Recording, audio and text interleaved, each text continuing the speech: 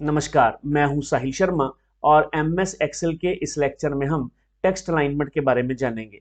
अब आप कहेंगे कि टेक्स्ट अलाइनमेंट तो हम कर चुके हैं और अब तो हम शेप्स कर रहे हैं। जी हाँ, हम शेप्स कर रहे हैं और इसी शेप्स में हम टेक्स्ट अलाइनमेंट सीखेंगे। हम ये सीखेंगे कि एमएस एक्सेल की वर्कशीट में जब हम कोई शेप इंसर्ट करते हैं और उस शेप के ऊपर हम कोई टेक्स्ट लिखते हैं या किसी टेक्स्ट बॉक्स में अगर कोई हम टेक्स्ट लिखते हैं तो उसे हम अलाइन कैसे कर सकते हैं, उसे हम रैप कैसे कर सकते हैं, उसे हम कॉलम्स में कैसे डिवाइड कर सकते हैं। ये सब हम इस लेक्चर में सीखेंगे। और अगर ये लेक्चर आपको अच्छा लगे तो इसे आप लाइक कीजिएगा, कमेंट कीजिएगा, शेयर कीजिएगा, चैनल को सब्सक्राइब कीजिएगा। तो चलिए देर ना करते हुए इस लेक्चर को स्टार्ट करते हैं। एमएस एक्सेल की वर्कशीट में जब भी हम कोई शेप इंसर्ट करते हैं या यूँ कहें कि जब भी हम कोई ऑब्जेक्ट इंसर्ट करते हैं और उस ऑब्जेक्ट को सिलेक्ट कर लेते हैं तो हमारे पास यहाँ पर फॉर्मेट टैब हमें मिलती है। ये जो फॉर्मेट टैब है, इस टैब में अगर हम क्लिक करें तो यहाँ पर उस शेप के styles, word art styles, arrange और साइज़ के बारे में हमें ऑप्शंस मिलती हैं। शेप स्टाइल्स यहाँ पर लिखा है, पिक्चर को सिलेक्ट कर लेंगे तो यहाँ पर भी आपको फॉर्मेट टैब मिलेगी। यहाँ पर आपको पिक्चर स्टाइल्स मिलेंगे। आइकन्स में आप आएंगे तो फॉर्मेट पर क्लिक करेंगे तो यहाँ ग्राफिक स्टाइल्स मिलेंगे। अरेंज और साइज की ऑप्शन सब में होती है, यहाँ पर भी है और यहाँ पर इस फॉर्मेट टैब में भी है। यानी सभी ऑब्जेक्ट्स में आपको अरेंज और साइज की ऑप्शंस मिलेंगी ही मिलेंगी। अगर आप इनमें से किसी भी एक ऑब्जेक्ट को सिलेक्ट कर लें, यहाँ पर साइज एंड प्रॉपर्टीज के इस डायलॉग बॉक्स लॉन्चर पर क्लिक करें तो फॉर्मेट शेप की ये एक पेन आपके सामने आ जाएगी। यहाँ पर हमारे पास तीन ऑप्शंस हैं, साइज, प्रॉपर्टीज एंड टेक्स्ट। इनमें से साइज एंड प्रॉपर्टीज हम पढ़ चुके हैं। इस लेक्चर में हम टेक्स्ट बॉक्स में आने वाली इन ऑप्शंस को समझेंगे। अगर आप पिक्चर को सिलेक्ट कर लेंगे तो यहाँ पर भी ये तीन ऑप्शंस हैं, लेकिन यहाँ पर ये टेक्स्ट बॉक्स की ऑप्शंस काम नहीं करेंगी। इसी तरह से अगर आप स्मार्ट आर्ट ग्राफिक को सिलेक्ट कर लेंगे तो यहाँ पर ये ऑप्शंस काम करेंगी।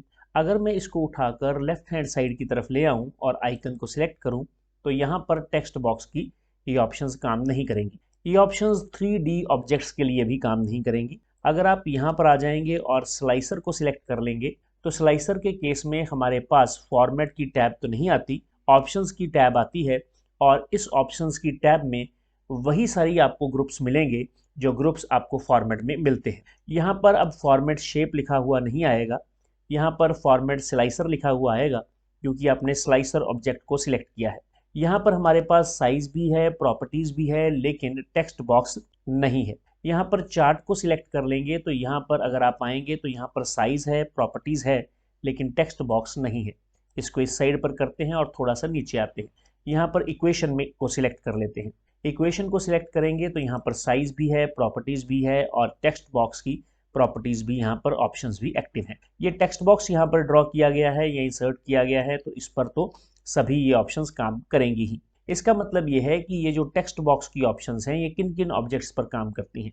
ये शेप पर काम कर रही हैं, स्मार्ट आर्ट ग्राफिक पर काम कर रही हैं, इक्वेशन पर काम कर रही हैं और टेक्स्ट बॉक्स पर तो इनको काम करना ही है, यहाँ पर तो ये एक्टिव होंगी ही। चलिए एक और चीज़ आपको बता देता हूँ। यहाँ पर अगर आप आएंगे, मैंने आपको बताया कि जब आप किसी भी ऑब्जेक्ट को सिलेक्ट करते हैं, फॉर्मेट पर क्लिक करते हैं तो यहाँ पर आपको अरेंज की ये ऑप्शन मिलती है। एक बात मैं आपको यहाँ पर और बता दूं कि अगर आप इनमें से इन पर्टिकुलर टैब्स में से पेज लेआउट टैब को सिलेक्ट करते हैं तो ये अरेंज ग्रुप आपको यहाँ भी मिल जाता है, इर्रिस्पेक्टिव ऑफ कि आपने किस तरह के ऑब्जेक्ट को इंसर्ट किया है। हम यहाँ पर डबल क्लिक करके इसको यहाँ पर फिक्स कर देते हैं।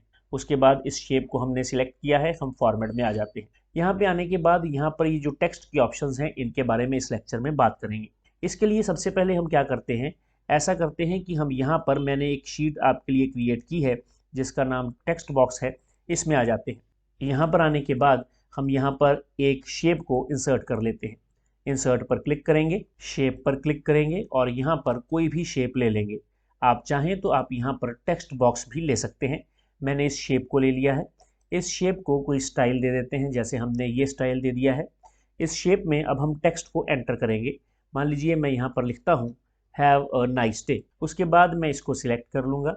सिलेक्ट करने के बाद होम में जाकर इसको बोल्ड करूँगा और इसके साइज़ को यहाँ से इंक्रीज कर लूँगा। इस शेप को सिलेक्ट करेंगे। सबसे पहली यहाँ पर ऑप्शन में आते हैं जिसका नाम है वर्टिकल अलाइनमेंट। यहाँ पर इस ड्रॉप डाउन एरो पर क्लिक करेंगे तो यहाँ पर आपको कुछ ऑप्शंस मिलेंगी। ये ऑप्शंस काम करेंगी उस टेक्स्ट के ऊपर जो टेक्स्ट हमने इस शेप में लिखा है। अगर हम मिडल पर क्लिक कर देंगे तो हमारा ये जो टेक्स्ट है ये मिडल में आ जाएगा। यहाँ पर क्लिक करेंगे, अगर हम बॉटम में क्लिक करेंगे तो हमारा टेक्स्ट बॉटम में आ जाएगा। अगर हम यहाँ पर टॉप सेंटर पे क्लिक करेंगे तो हमारा टेक्स्ट टॉप पर पहुँच जाएगा और हॉरिजॉन्टली यहाँ पर आपको सेंटर में दिखाई देगा। यहाँ पर क्लिक करेंगे, मिडल सेंटर पर क्लिक करेंगे तो हमारा जो ये टेक्स्ट है ये वर्टिकली मिडल में पहुँच जाएगा, सेंटर में तो ये है ही। यहाँ पर क्लिक करते हैं, बॉटम सेंटर पर क्लिक करेंगे तो सबसे नीचे ये सेंटर में पहुँच जाएगा। आप चाहें तो आप टेक्स्ट की डायरेक्शन को भी चेंज कर सकते हैं। यहाँ पर जो टेक्स्ट की डायरेक्शन है वो हॉरिजॉन्टल है।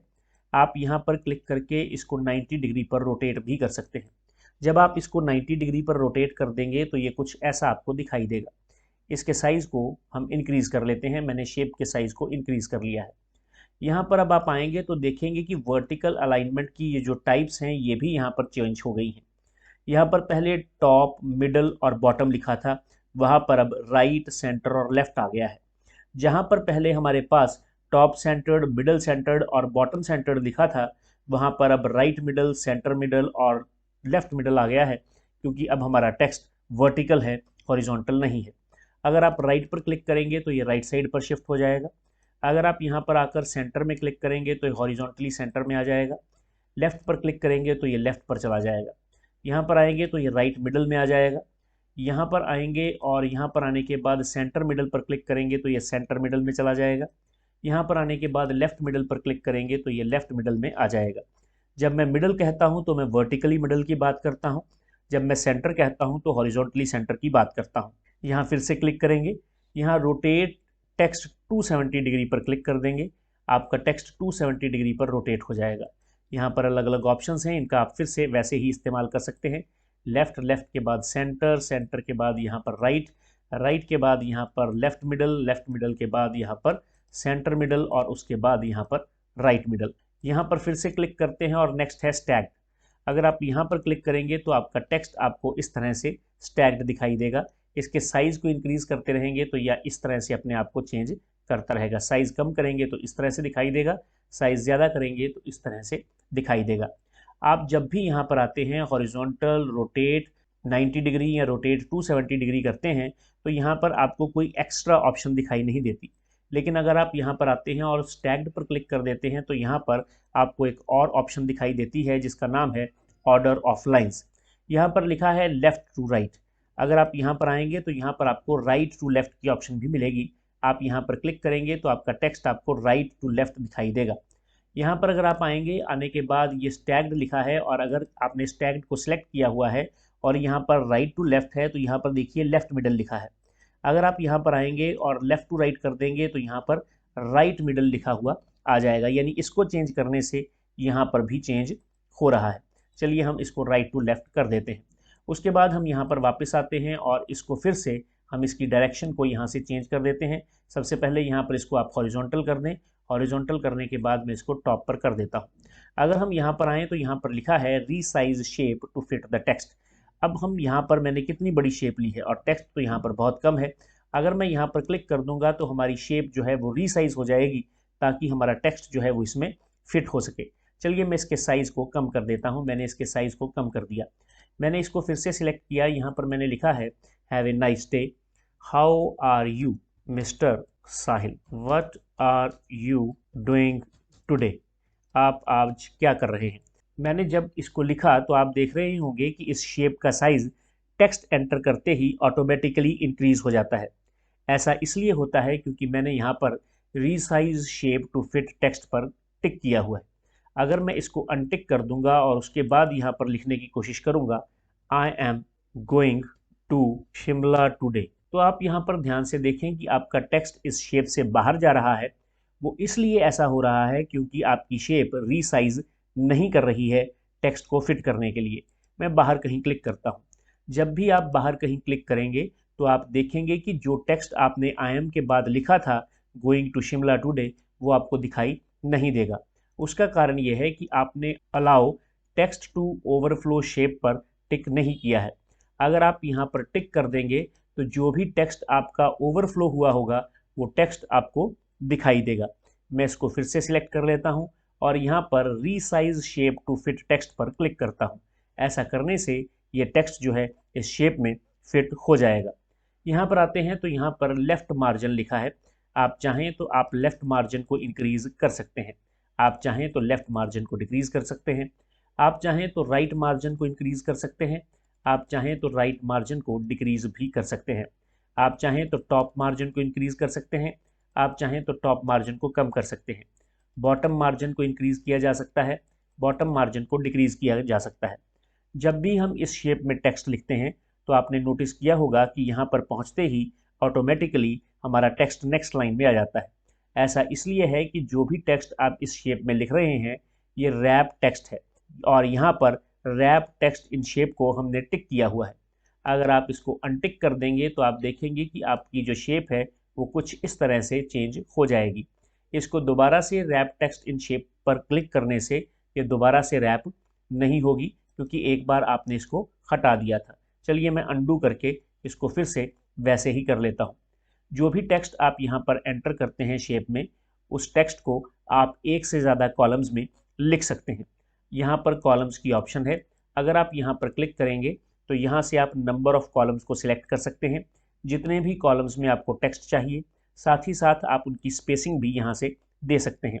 ओके पर क्लिक करेंगे तो आपका टेक्स्ट जो है वो 2 हिस्सों में बट गया है। आप चाहें तो पहले यहाँ पर कॉलम्स पर क्लिक करके यहाँ से नंबर ऑफ कॉलम्स दे दें और उसके बाद टेक्स्ट को टाइप करें। आप चाहें तो एक बार लिख लें, लिखने के बाद आप कॉलम्स पर क्लिक करें और यहाँ से नंबर ऑफ कॉलम्स दे दें। आपका टेक्स्ट उतने ही कॉलम्स में डिवाइड हो जाएगा। तो यहाँ पर टेक्स्ट बॉक्स के रिगार्डिंग जितनी भी ऑप्शंस थी वो हमने सभी समझ ली हैं।